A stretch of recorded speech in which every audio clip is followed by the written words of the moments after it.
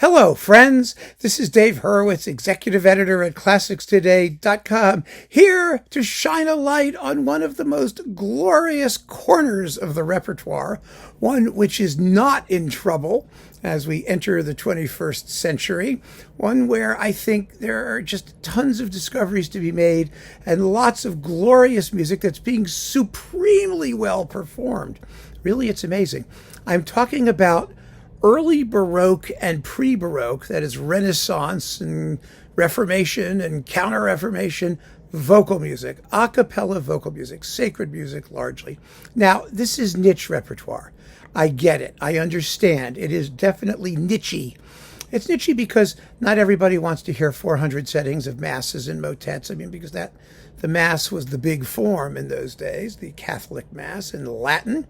But the music that composers wrote to illustrate the Mass is so rich, so diverse, so beautiful, and we've got a zillion groups today that can do it and do it fabulously well.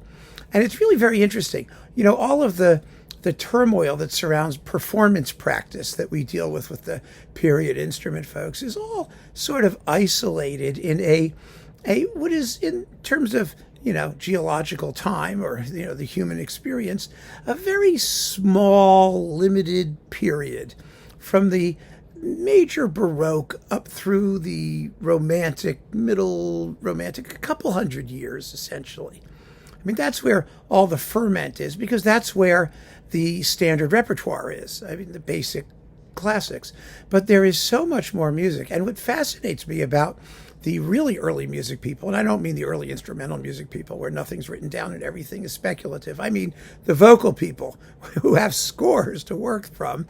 There are arguments about, there can be arguments about little issues like musica ficta and whether you transpose up or transpose down or something and things like that, and clefs and whatnot. Yes, they have their issues. But what is not at issue is that the human voice is the human voice. They are all humans singing with their voices. And the human voice in 1460 was basically the same human voice that we hear today in 2025. Humans have not evolved to the point where their vocal organs are now entirely different from what they were hundreds of years ago. And what this means in a cappella choral music is that, yes, we sing with natural vibrato. Each group may have its own predilections and the types of voices that they use and the characters of those voices, but they're all human voices. So how different could it possibly be from how it may have sounded in the day? Not very. The human voice is the human voice. And it really says something about what instrumentalists are doing, because the further they stray from what human voices sound like today, the further they stray from what the ideal for instrumental sonority was back then. It's just an incontrovertible point. But it really is a wonderful time if you're interested in that kind of music, and you should at least dip into it, dip your toes, because you've got so many opportunities to hear just wonderful performance. I mean, Monteverdi madrigals. I mean, here's the new box. We talked about this with Delicie Musicae under Marco Longini on Naxos. The complete Monteverdi madrigals. And, the thing about these groups is that, they make recordings for, labels that sometimes were budget labels, or because it's not expensive to get 5 or 6 people together to do these things. And their performances are at just as high a level as anything on any label. One of the things that sort of obliterated the distinction, I'm talking in terms of marketing and price points, between budget labels and premium labels, is that in the early music realm, there's no difference. These people are just as accomplished. I mean, these chamber choirs and small vocal groups are astoundingly talented. And they're all just as good. It doesn't matter where you get the stuff. They aren't like, people used to think that if they got, second-rate provincial orchestras. Well, there really aren't any second-rate provincial Renaissance choral groups. I mean, I know there are, because people sing that stuff. I sang that stuff. Believe me, I was second-rate and provincial. when we were doing Orazio Vecchi, I mean, we were pretty provincial. But the fact is that at the professional performance level, they're all really, really good.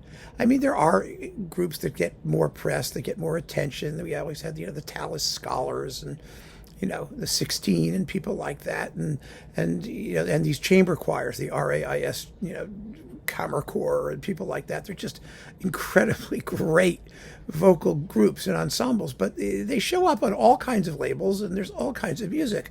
I mean, here's Monteverdi. I just have this clump that I was reaching at random that I'm slowly working my way through on Hyperion of the Brabant Ensemble. Here they are under, let's use it, Stephen Rice. Yeah.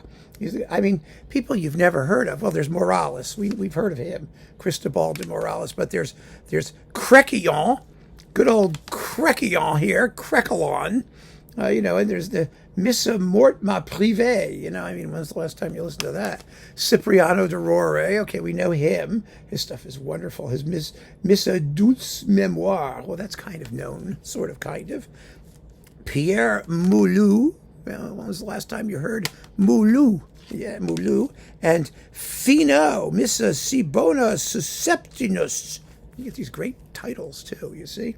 So there's Claudin de Sermici and Dominique Finot. So, yeah, I mean, it's like all these people you never heard of and whatever.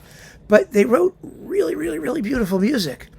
Some stunningly beautiful music, and it's all extraordinarily well performed, and it's just this whole universe that you can go and explore. I've got like walls of it sitting around, and I don't get as much time to listen to it as I want to, because I do more orchestral stuff and more modern things normally.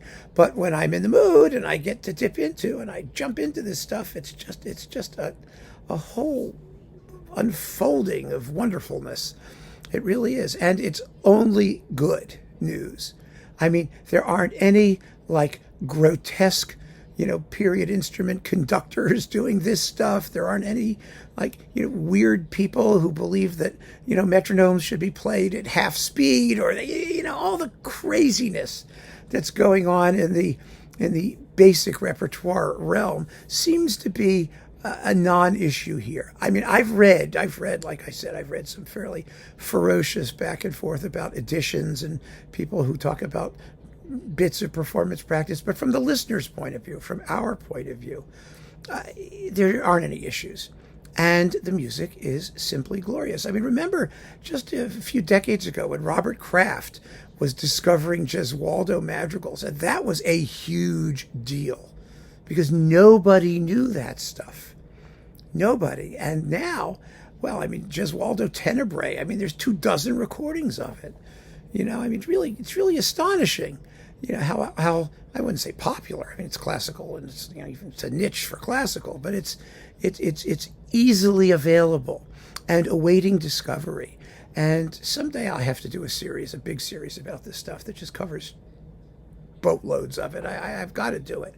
But in the meantime, I'm just telling you that for those of you who think that the 21st century is going to be a disaster, there are certain areas of the repertoire that are in really, really good shape. I mean, it's a golden age for this stuff. It really is.